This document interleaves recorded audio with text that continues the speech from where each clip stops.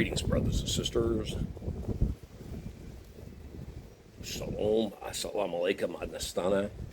This is probably one of the last days of the fall where I'll be able to sit out here on my back porch and have a cigar. So I'm going to take advantage of the half decent weather that I'm experiencing out here. As long as I'm sitting in the sun, I'm okay. But recently, I got in touch with my old friend Chris Tomasello from the Knights of Columbus.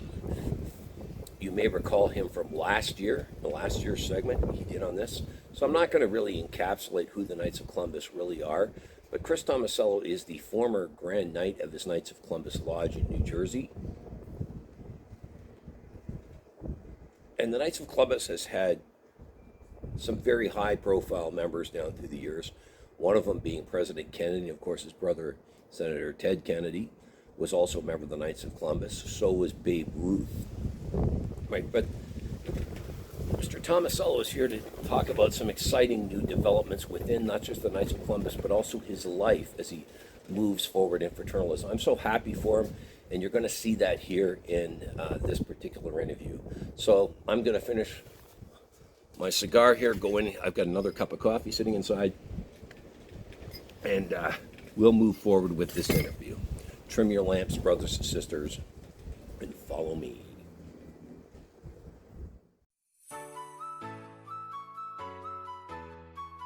Ladies and gentlemen, seekers of light and secret knowledge wherever you may be, you are listening to Points of Light Radio, the podcast dedicated to taking you past the apron and behind the closed doors of lodges everywhere. And here is your host, Stan Miller. Okay, Mr. Tomasello, welcome back to Points of Light Radio. Thank you for having me, Brother Stan. How have you been?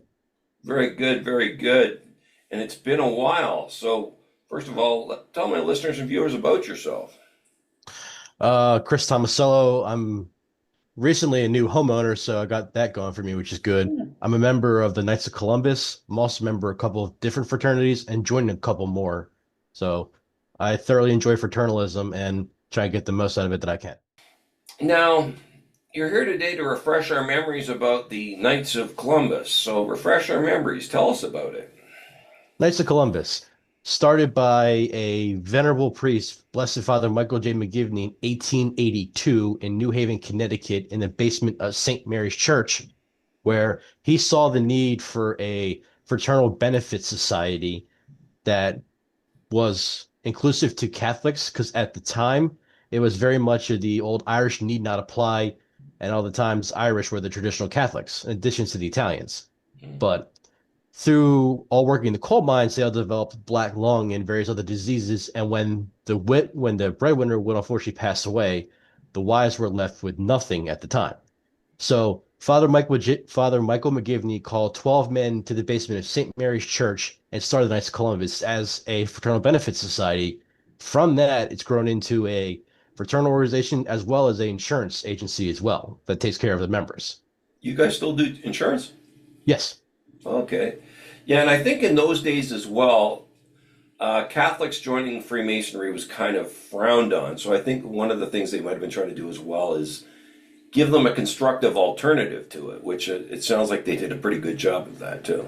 Yes, it is still frowned upon to this day that Catholics can't be Freemasons. It's written in canon law, matter of fact. Wow. So Okay. I'm kind of bucking the system a little bit. So Yeah, well, you know what? No one's going to criticize you for that, at least not around here. But what exact lodge, what lodge do you belong to within KOC? All Saints Council 6277, based in Linwood, New Jersey. And what current office do you hold? I'm currently a trustee. I'm also a past Grand Knight of the council. Okay. Now, Which yeah, I mean and it sounds like now what exactly would a past Grand Knight do? Do you sit in a certain part of the lodge when you're during meetings and stuff? the structure of a meeting is very relaxed with modern times. So it's not the traditional where the Grand Knight will sit at the head of the room where he still does. The deputy would sit at the back, but it all depends on where you go to Oh, okay. council to council. Where I sit, I kind of sit next to the Grand Knight, next to the treasurer in the table next to him. So it's just like in case they ever need me for guidance.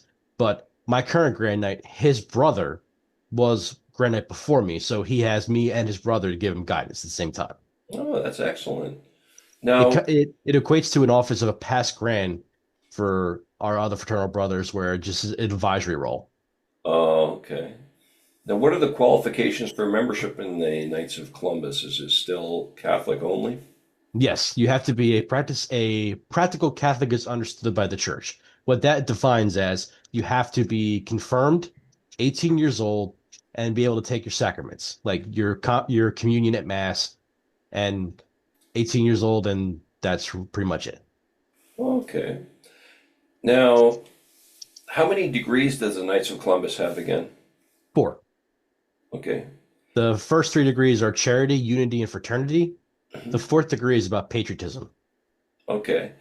And now, which one of those degrees do you have to have in order to be Grand Master of your lodge? You have to be a third degree, but Okay. that's actually they changed the degree structure within the last couple of years where you get all three of your charity, unity, fraternity degrees at one time. Okay. Yeah, Wow. it's not been received well by many members, but that's just something that the Ivory Tower decided to do, so that's what they did. It Okay. membership growth within Knights of Columbus has been kind of stagnant as late as we see in most other fraternities, Okay. where so in order to get people in, you get them in, and then they actually introduce a degree video as well into doing the live degree as well. So would show them a 27-minute video. It's unavailable on YouTube if you want to watch it as well. And it explains the basics of the old 1, 2, 3 charity, unity, and fraternity degrees, kind of hits the highlights of it. And that's become the principal means of recruitment as well as signing up online through kfc.org/join us for any Catholics out there wishing to join. That's how you do it. Okay. And now you said it's because I was going to ask this later, but you said because the membership had been stagnant. Do you think that quite possibly to address this, the Knights of Columbus will ever admit women? I do not foresee that for a while at least. Anything's possible, but the order was founded by a lay priest, and well, it's not sorry, not a lay priest. It was ordered by a priest for lay men. Mhm. So I do not foresee women becoming Knights of Columbus. There is a ladies auxiliary and a Columbian Nets, which is very similar to it, but I had them wonder.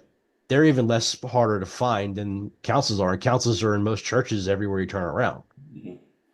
Yeah, and I do know I've had them here before, and they do a lot of wonderful work, and they work in conjunction with the Knights of Columbus too. And I think they work well as well. I think you'd agree. Yes. Yeah, I mean, and but what do you think it could the Knights of Columbus could do though for those who are thinking of joining? Oh, that depends on your local council, how they're involved with their church and the officers of the councils, because we also have district deputies, but we're called district deputies of the Supreme Knight, not grandmasters.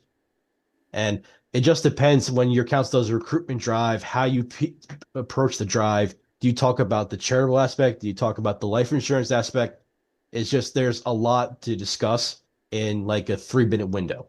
So a lot of people they do the pulpit announcements and then they'd have an open house and say, "We invite you to the open house, which is going to be right across the street or in the basement of the church a couple days later, and field questions there."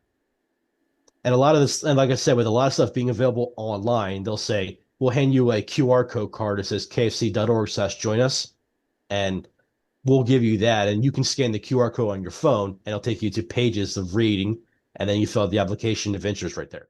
What do you feel membership in the Knights of Columbus has done for you? My apologies. It's quite all right. Uh, it's helped me learn a lot of different ways of negotiations with how to handle people and different personalities other than my own, how to deal with conflict resolution, and just brought me a bunch of friends I never would have had of all age groups and all over the order that I proudly call my friends. Some even I call some extended family. It's just a great organization. I can't say anything bad about it. I mean, I could, but I don't want to. but you can do that with any organization. But no, it's a fantastic organization, and with the common root of everyone being Catholic, it's that much better. It fosters a spiritual growth within you. Like state council this year in New Jersey, our retreat is next weekend at St. Alfonso's in Long Branch, New Jersey. I unfortunately can't go, but I have a previous commitment. But going on retreat for a Friday through Sunday with a bunch of older men and to my age, it's a great experience. And yeah, I think people forget about stuff like that, what these organizations can do for you. And Mr. Tomasello, I appreciate your time today, and all the best to you and your organization. Keep me posted about your journey into Freemasonry as well.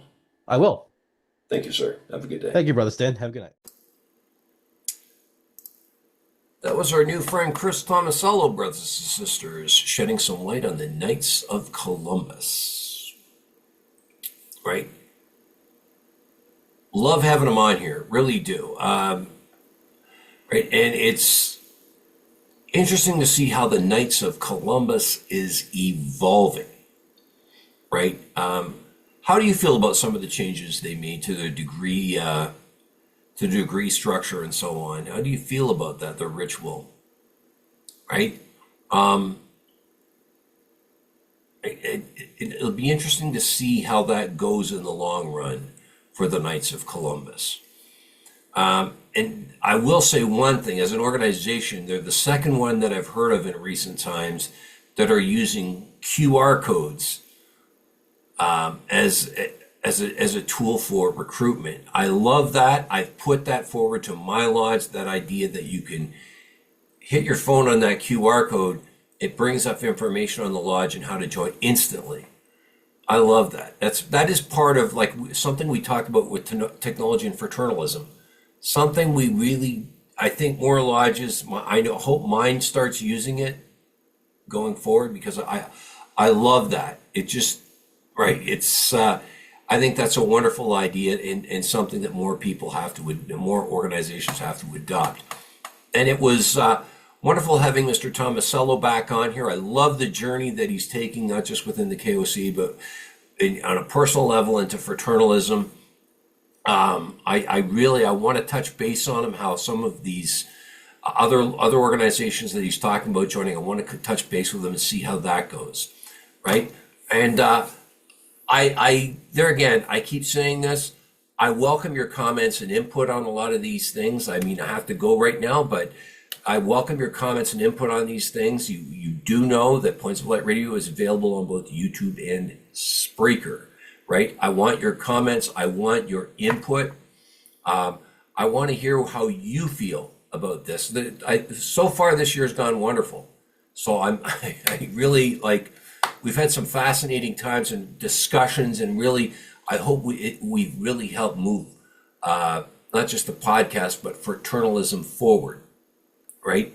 I want to draw your attention as well to the PayPal link in the details section of this segment. You hit on that, make a voluntary donation to Points of Light Radio. Points of Light Radio is not a sponsor. It does not have a sponsor. Therefore, everything you see is not sponsor driven, right? You can follow me on my Facebook page at facebook.com/Points of Light Radio. My Twitter handle is at PO Light Radio. My Bluesky handle is at polighteradio.bsky.social. You can see the link to my Spotify channel, as well as my Points of Light Radio store. Brothers and sisters, it's been a pleasure reconnecting with our guest and bringing this segment to you. Until we meet again, just step into the light.